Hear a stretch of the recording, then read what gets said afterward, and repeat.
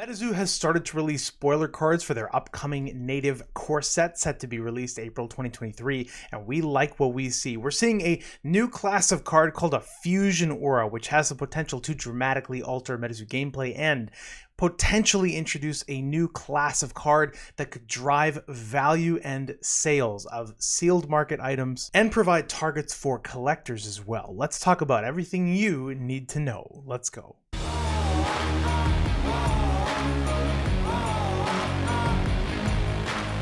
Welcome back, ladies and gentlemen, to Argos Anonymous. I am Argos. It's almost Christmas. We're getting so close, and yet the zoo keeps driving forward. This is early for spoiler season, is it not? You know, a lot of the times in the past when we're approaching a new core set release, MetaZoo just drops spoilers like a few weeks ahead of time, but now here we are with a bit of a lull between the set that dropped last October, Seance, and the next set in probably it's going to be about April 2023. We've got this gap of time and we're starting to look at, you know, how to fill in the time, and I like that MetaZoo is starting to give us teasers and tastes further in advance of the upcoming native set. The icons look awesome. The artwork is looking really, really good. But importantly, there are some cool cultural aspects to this that I think we should take a look at before we dive into the power driver reveal, Fusion Auras. First, let's look at some of the cultural cards. So we're going to wander on over to Instagram here and just take a look at a couple of these cards. One thing I want to talk about here with these native cards, this is going to be really helpful because you know it's hard for me to pronounce things I've never heard of before, and I'm going to tell you up front, I've probably never heard of a lot of these cards because I'm not familiar with Native American folklore and mythology, not to a great extent. I know, I know about lacrosse a little bit, right? That's, I believe, a Native American sport. And I know Wendigo is from Native American folklore, I think. I mean, to be honest, I don't know that much about it. So I'm really excited to learn about it through this MetaZoo set. And they have given me a little bit of assistance because I would never be able to pronounce these things correctly. Like, I would have called this like an Atabay, or like Attaboy, you know? MetaZoo has given us pronunciation down here in the flavor text. So if you go down to the bottom right corner of the cards, you're going to see the phonetics for the card names, which are really cool. So this is apparently like, it's like Atabay. Atabay is how you pronounce this. And I'm going to be able to use that for all these cards so that I do not mangle the pronunciation on some of these. Obviously, I will still fail probably 1,000 times over, but it'll be better. So thank you, MetaZoo, for that. Another thing I want to draw your attention to is this really cool set icon. Huge fan of the native set icon. I think they did a really good job on that. The cards are looking absolutely gorgeous. We are once again seeing some dual aura cards. This is a light and water card. Atabay is like a beastie, a deity, and so you would contract her to come and, you know, help you in your battle or help to provide some assistance. And then when she's defeated, she would just return from whence she came. So that's kind of a cool thing. You know, I would never know about this deity. I would never know about this culture if it wasn't for MetaZoo. So what a cool thing to be this increased awareness of these different cultures and different Native American myths and folklores and legends and deities and gods and goddesses. Things I would never know of are being brought to light here, and I just think that's really cool. Next, we're going to take a look at the other native spoiler we have so far. This I would call this Tupilok. Let's see how far off I am. Okay, that's actually not too bad. It's 2P lock. 2P lock. Okay, I like that. This guy looks crazy, and he has a cool play effect as well. So when you contract this beastie, which is like when you pay the cost and when you're playing him, right? So when you contract the beastie, you secretly write down the name of some other beastie and you place it underneath this guy. And then his power is, if an opposing beastie with the same name you place under this beastie damages you last turn, then you get to destroy that beastie and this beastie. So basically it's like an eye for an eye card, which is going to be really fun. So how that's going to play out is like, let's say your opponent has like a Quetzal, like a Quetzalcoatlus. They're playing an aggro deck, right? And you've got this guy out on the field, and it's 4 per spellbook, and it only costs 1. So you could put a bunch of those things down, that's fine. They're not going to waste their time attacking that.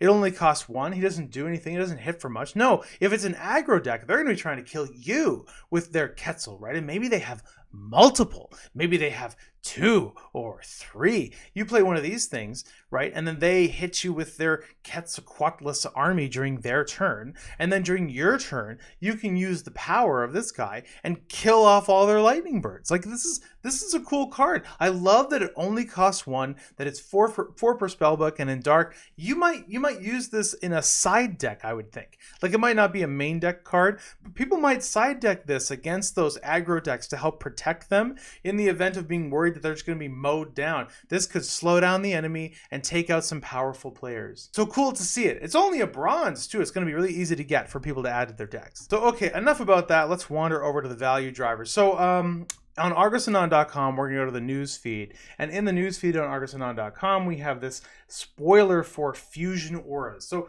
Fusion Auras is a new type of card that is essentially an aura that can be fatigued to produce one of either type of aura. And we need to talk about the implications of this, because there's a lot of different ways this can roll out, right? MetaZoo could introduce Fusion Auras as just a simple, like, turn this sideways to produce dark or light, right? Or whatever, right? With no side effect, no downside. Or they could produce a huge variety of fusion auras. Like you get fusion auras that, yeah, you can get any kind of aura. You can get either of 2 auras out of it, but maybe you take damage, or maybe they come into play fatigued, right? So they're like on a delay, or maybe they come into play and you have to pay for them, or maybe they come into play and your opponent gets a boost of some kind, right? Maybe every time you use them, you take damage, right? There's so many different ways to introduce this kind of card, and we see this in Magic the Gathering in what we call the land cycle, right? You have these powerful classes of lands in Magic, and what MTG does is they preserve the value of these different cycles of all these different duels, right? By not overprinting them, by not making them ridiculously easy to get. And because they are playable, they are often sought after, and they hold value in secondary markets to varying degrees depending on how powerful they are. So this, in my opinion, is an opportunity for MetaZoo to introduce a value class of card that can drive secondary market value, that can drive sealed market value, that will be something that players and collectors will chase after, that they will want. This is a nice opportunity for MetaZoo. If this were me introducing this, I would not make these...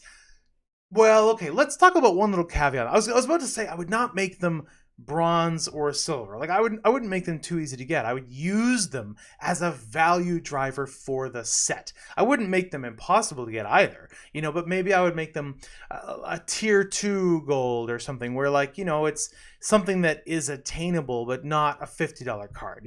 That would be like the gold, maybe be like a $5 to $15 card for people to splash into their decks, but to still drive sealed product value when you're opening the set. The other way they could do it, though, is let's say that MetaZoo is trying to develop a draft format. Now, in MetaZoo, you have 10 different types of aura, which is interesting. How do you successfully draft when you're pulling cards from that many different types of aura? Like, that presents a real challenge. Like, how many packs would you need to open to get enough cards of one aura type? Like, maybe a lot of packs, unless you're able to more freely put out dual aura draft decks. But in order to do that, you're going to need basic dual auras. And so the other way MetaZoo could be approaching this is just like dumping a bunch of basic duals on the market so that anyone can use them willy-nilly in order to take steps toward advancing a draft format. Maybe that's what they're doing. I kind of doubt it. And here's why. Because apparently what's happening in Native is MetaZoo is introducing an Earth duality Fusion Aura series. And so what we can expect in Native is not dual auras of all different types. We're just looking at Earth dualities. And so the Native Fusion Aura cycle is going to introduce, for example, Light Earth, Water Earth, Flame Earth, Dark Earth, all of those things. And then what we can probably expect in future releases are going to be like Fusion Aura cycles of different things. Like maybe you'll have water fusion in the next one, and maybe you'll have light fusion in some future one. If they introduce these cards with a sufficient rarity that they're not just like dumping them all over the place, so people are pulling millions of them and getting everything they need, like the dual Aurifacts, we always get like 7 trillion of them, and so like they're really so easy to find, they have absolutely no value. If they're able to maintain value of these things, it will be a nice way to stabilize sealed product and help drive sales, which stores and retailers will like, and then more stores and retailers will carry MetaZoo. You remember at the beginning of the zoo when a couple people came out, one of them was a really prominent YouTuber, and he said, I want cards to be free, right? And there can be a chase version of something, but like all playable cards should be free for the players, and that's a really like nice sounding utopia. But the truth is, like, a lot of those people that were championing that idea when MetaZoo is expensive are the same people that are complaining about how the products are not holding any value, right? So if you give people everything they need, if you have 1 million copies of every gold in every single set and nothing is desired, nothing is needed, then the products don't hold value. And then the estimated value of breaking a box goes down, and then the value goes down because nobody's going to buy the boxes, right? So you really do need to maintain what's called print equity. Print equity is the concept of cards that are desired, cards that hold material value, right? That you can then pull back into sets in the form of reprints over time to help drive the value of sets and help maintain sealed product value. So what they'll do in Magic the Gathering is they have these classes of cards that hold value. Like let's call them fetch lands, right? Fetch lands are a very powerful class of like essentially a dual land type, a dual resource type in MTG. And what MTG does is they will print the fetch lands, like a certain type of them, like 1/3 or 1/2 of all the fetches, right? And then that will bring down the secondary market values to a certain point. But it's maintained high enough that it still drives opening of the set as people look for the fetches that they want, right? Then over time, the fetches go up in value because they become harder and harder and harder to get, right? Because people aren't opening the old set anymore. As the fetches go up in value, that is the reprint equity that then Wizards of the Coast can use in future sets. So then as those cards go up in value, then eventually they will print it again, which makes it more accessible for players, but also helps the retailers, right, by helping them sell their products because there's valuable cards in the sealed products. And that is what you're trying to achieve. So my hope, all things considered, is that these fusion auras will provide Native with two things. It will provide players with a really interesting new class of cards they can splash into their decks that are hopefully cheaper than a Prism Aura, right? Because there's going to be maybe like 9 of them in this set. There could be quite a few of them in this set, so I don't think they'll make them like